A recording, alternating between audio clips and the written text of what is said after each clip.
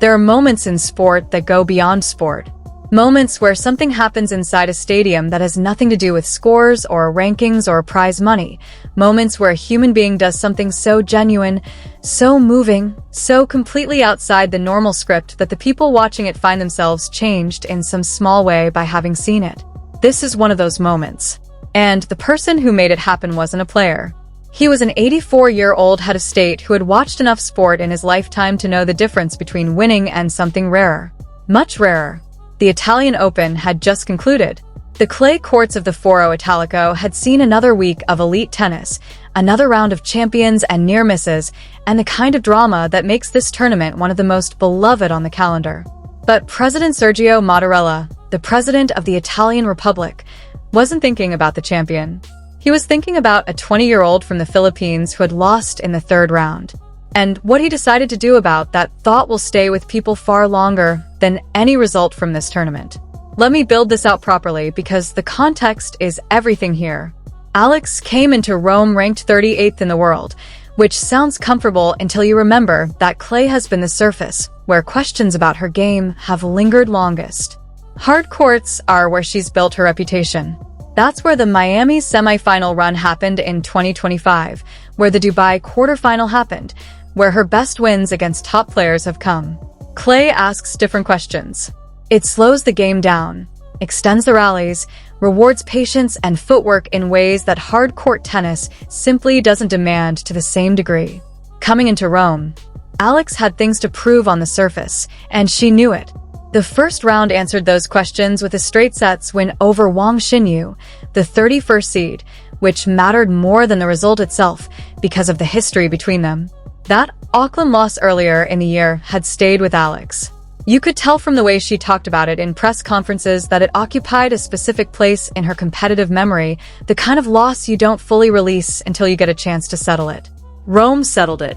Clean, composed, professional.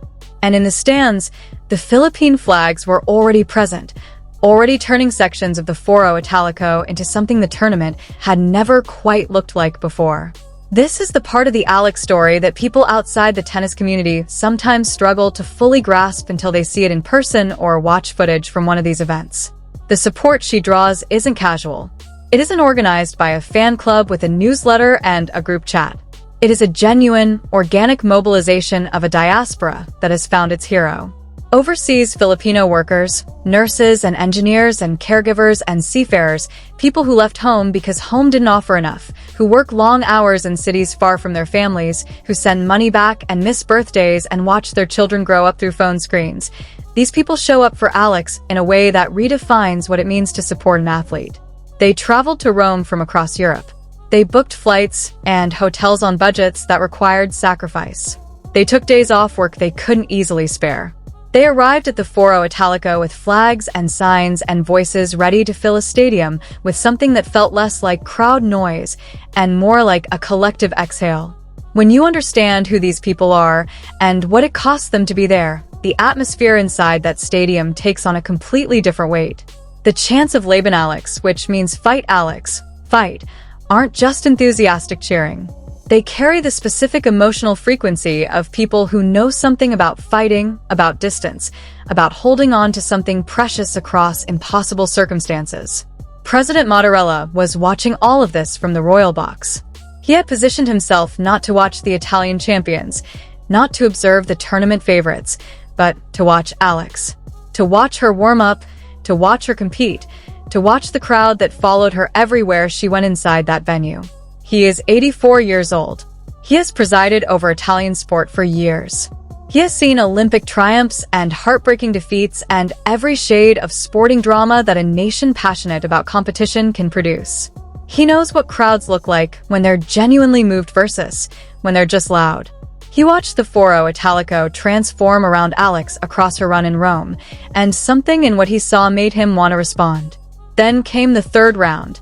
Elena Rybakina, world number 2, one of the most technically gifted players in the history of women's tennis, a player whose serve alone is enough to dismantle opponents before they've had a chance to settle into a rhythm. The match lasted 92 minutes. Alex lost 6-4, 6-3. But those numbers don't carry the full story of what happened on that court, because the scoreline describes a result without describing a contest. Alex pushed Rybakina to 32 unforced errors. She broke back immediately after losing her serve, which tells you something specific about her composure under pressure, the ability to absorb a setback in a high-stakes match against the world number 2 and respond with clarity rather than panic. She competed for every single point. She made Rybakina work in a way that the eventual score doesn't fully reflect. When it ended, the Philippine flags were still waving. The chants were still echoing off the marble statues that line the Foro Italico. And President Mattarella, sitting in the royal box, made a decision. He was going to stay. The tournament continued after Alex's run ended. The later rounds played out, the final was contested, the trophy was awarded. But Mattarella remained. And when the stadium had largely emptied, when the ceremony was complete and the crowds had thinned, he walked to the edge of the royal box and gestured for Alex to approach. She was still in the players' area, her ankles wrapped, carrying the particular exhaustion of someone who has given a match everything and come up short. She walked toward the president with the kind of expression that mixes confusion with respect, not sure what was coming, not sure why the head of state of Italy was calling her over after a tournament she had won. What came next stopped everyone in that stadium cold. Mattarella spoke about having watched champions on these courts for many years. He spoke about victories and defeats and the full range of what this sport can produce. And then he said that he had never seen what Alex brought to Rome that week. He didn't say she was the best player. He didn't cite her ranking or her results. He said she had won something that no trophy can measure. She had won the hearts of the city. She had reminded people why sport matters, not for what goes on the scoreboard, but for the spirit that fills the space between the points. And then he announced the reward, 500,000 euros, from the Italian Republic, to a 20-year-old from the Philippines who lost in the third round. The stadium gasped. The few remaining spectators, many of them Filipino fans who hadn't yet started their journeys home, went completely silent for a moment before the sound that followed was something between crying and applause, a noise that doesn't have a clean name, but that anyone who has experienced genuine collective emotion in a crowd will recognize immediately. Now, let's be precise about what this number means, because the context makes it even more striking. The winner of the Italian Open took home prize money that this reward exceeds. Think about that carefully. The champion, who won every match, who lifted the trophy, who went all the way through one of the most competitive fields in women's tennis, took home less than what the Italian president just handed to a player who exited in the third round. There is no precedent for this in the history of the tournament. There is arguably no precedent for this in modern professional tennis at all. A foreign government official, on his own initiative, awarding a sum that exceeds tournament prize money to an athlete who didn't win because of what she represented and how she made people feel. That doesn't happen, except it just did. Alex's reaction is the part that people who watch the footage keep coming back to. She is someone who has shown composure in situations that would rattle most players. She has saved break points against top 10 opponents without visible panic. She has competed in matches with enormous external pressure and found a way to stay present and functional. But when Mattarella finished speaking, when the announcement landed and the full weight of what had just been said settled into the air around her, she broke down completely. Her hands went to her face. Her shoulders shook. The tears came fast, and she couldn't stop them, and it was immediately clear that this wasn't the kind of tears that come from relief or exhaustion or even joy in a conventional sense. This was something deeper, something that lives underneath competitive tennis, underneath rankings and results, and the professional machinery of the sport.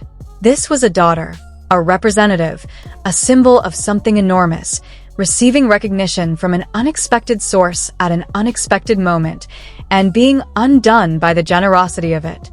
Her mother Riza reached her side quickly.